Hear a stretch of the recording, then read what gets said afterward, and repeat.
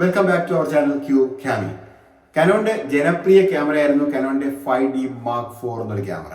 ഫോട്ടോയ്ക്കാണെങ്കിലും വീഡിയോയ്ക്കാണെങ്കിലും ഏത് ഫോട്ടോഗ്രാഫർ ആയിക്കോട്ടെ, വെഡിങ് ആയിക്കോട്ടെ, ഫാഷൻ ആയിക്കോട്ടെ, ഇൻഡസ്ട്രിയൽ ഫോട്ടോഗ്രാഫി ആവട്ടെ, എല്ലാത്തിനും ഉപയോഗിച്ചിട്ടുള്ള ക്യാമറയായിരുന്നു 5D Mark IV. അതിന്റെ സ്പേസിലോട്ട് കാനോൺ കൊണ്ടുവന്ന ഒരു ക്യാമറയാണ് കാനോന്റെ R5 എന്നൊരു ക്യാമറ. 45 മെഗാ പിക്സലിന് ഷൂട്ട് ചെയ്യാൻ പറ്റുന്ന ഒരു ക്യാമറയാണ് R5 എന്ന് ഉപയോഗിച്ച് പറയുന്നത്.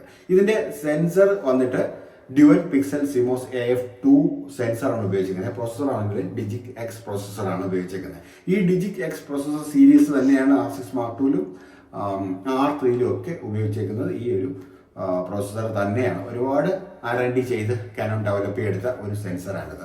ഈ ഒരു സെൻസറും പ്രോസസ്സറും തമ്മിലുള്ള കോമ്പിനേഷൻ നമുക്ക് തരുന്ന അഡ്വാൻറ്റേജ് എന്തെന്ന് വെച്ചാൽ, ഇത്രയും മെഗാ പിക്സലുള്ള ക്യാമറ ആയിട്ട് കൂടി ഇതിന്റെ ലോ ലൈറ്റ് പെർഫോമൻസിനകത്ത് കാതലായ പ്രശ്നം വരുന്നില്ല. സാധാരണ മെഗാ പിക്സൽ കൂടുമ്പോൾ ലോ ലൈറ്റ് പെർഫോമൻസിനകത്ത് ഗ്രെയിൻസിന്റെ ഒക്കെ പ്രശ്നം കണ്ടുവരാറുള്ളതാണ്. പക്ഷേ ഈ ഒരു ക്യാമറയിൽ ആ ഒരു പ്രശ്നം വരുന്നില്ല. മാത്രമല്ല ഇതിന്റെ ബോഡി ചെയ്തേക്കുന്നത്, ഇതിന്റെ ഐബിസ് 8 സ്റ്റോപ്പ് വരെ സ്വയം അഡ്ജസ്റ്റ് ചെയ്യാൻ പറ്റുന്ന ഒരു ഐബിസ് ആണ്. ഇൻ ബോഡി ഇമേജ് സ്റ്റെബിലൈസേഷൻ സിസ്റ്റമാണ് ഇതിനകത്ത് കൊടുത്തേക്കുന്നത്. മാത്രമല്ല ഇതിന്റെ സെർവോ AF ഏരിയ ഏകദേശം നമ്മുടെ സ്ക്രീനിൽ വരുന്ന 100% ഏരിയയായി ഇതിന്റെ ഫോക്കസ് ഏരിയ ആയിട്ട് നമുക്ക് കിട്ടും. അതിന്റെ സബ്ജക്റ്റ് ഒട്ടും തന്നെ നേരത്തെ DSLR ക്യാമറയൊക്കെ ആയിരുന്നപ്പോൾ നമ്മൾ ഫേസ് ചെയ്യുന്ന ഒരു പ്രശ്നം എന്താണെന്ന് വെച്ചാൽ, ഏറ്റവും വെളിയിലുള്ള ഭാഗം, വലത് ഇടത് മുകള്, ഇങ്ങനെ വേറെ വീഡിയോസിൽ ഇത് പറഞ്ഞിട്ടുണ്ട്, ആ ഏരിയയിൽ വരുന്ന പടങ്ങൾ കുറച്ച് എന്താ പറയുന്നത്, ഫോട്ടോഗ്രാഫേഴ്സ് പറയും ചതഞ്ഞ പടം എന്ന് പറയും. അതായത് ക്ലാരിറ്റി ഇല്ലാതെ ഷാർപ്പ് അല്ലാത്ത പടമാണ് വന്നുകൊണ്ടിരുന്നത്.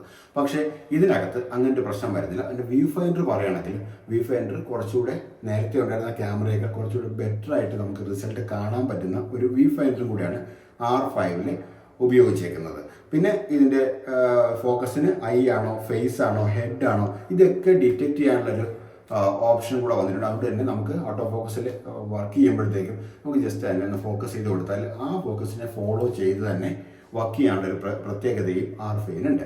പിന്നെ അതിൻ്റെ വീഡിയോ റെക്കോർഡിംഗ് പറയുകയാണെങ്കിൽ 8K സിനിമ ക്യാമറകളിലെ പോലെ നമുക്ക് 8K റോ റെക്കോർഡിംഗ് കാർഡിൽ ചെയ്യാൻ പറ്റും. അപ്പോൾ ഇതിനകത്തൊരു ഹൈ സ്പീഡ് കാർഡാണ് ഉപയോഗിക്കുന്നതെങ്കിൽ പല വീഡിയോസിൽ നമ്മൾ പറഞ്ഞിട്ടുള്ളതാണ്, വീണ്ടും പറയുകയാണ്, നമ്മൾ 4K 8K ഒക്കെ പറയുമ്പോൾ സാധാരണ കാർഡുകൾ ഉപയോഗിച്ചിട്ട് ചെയ്യുകയാണെങ്കിൽ ക്യാമറ ചൂടായി അപ്പം തന്നെ ഓഫ് ആവും. കാരണം ഇത്രയും വലിയ ഒരു ഡാറ്റ നമ്മൾ കൊടുക്കുമ്പോൾ, 8K എന്ന് പറയുമ്പോൾ അത്രയും വലിയ ഡാറ്റ കൊടുക്കുമ്പോൾ ഇതിനെ ഒബ്സർവ് ചെയ്യാൻ പറ്റുന്ന അത്രയും വലിയ ഒരു ടാങ്ക്, മീൻസ് ആ കാർഡ് ഒരു ടാങ്ക് പോലെ നമ്മൾ കുറേ ഒരു 4-5 പൈപ്പിൽ കൂടെ വെള്ളം പമ്പ് ചെയ്തിട്ട് ചെറിയൊരു പാത്രം വെച്ച് പിടിക്കാൻ നോക്കുന്നത് പോലെ ആയിരിക്കും വലിയ 8K പോലുള്ള റെക്കോർഡ് ചെയ്തിട്ട് ചെറിയൊരു കാർഡ് ഇട്ട് കൊടുക്കുന്നത്. അപ്പം നമുക്ക് ഒന്ന് സൈസ് വേണം, അത്രയും സൈസുള്ള കാർഡ് വേണം.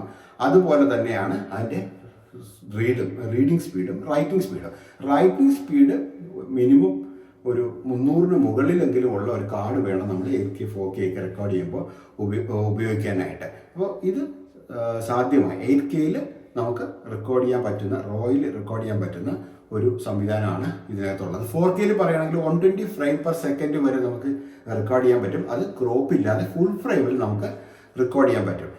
ഈ ക്യാമറ ഇറങ്ങിയ സമയത്ത് കുറച്ച് ഹീറ്റിംഗ് ഇഷ്യൂസ് ഒക്കെ മൊത്തത്തിൽ പറയുന്നുണ്ടായിരുന്നു. പക്ഷേ പല രീതിയിലുള്ള ഫേംവെയർ അപ്ഡേഷൻ വഴി കാനൺ അത് പരിഹരിച്ചിട്ടുണ്ട്. ഇപ്പോൾ ഹീറ്റിംഗ് ഇഷ്യൂ വന്നിട്ട് ക്യാമറ ഓഫ് ആവുന്ന പ്രശ്നം ഫേസ് ചെയ്യുന്നില്ല.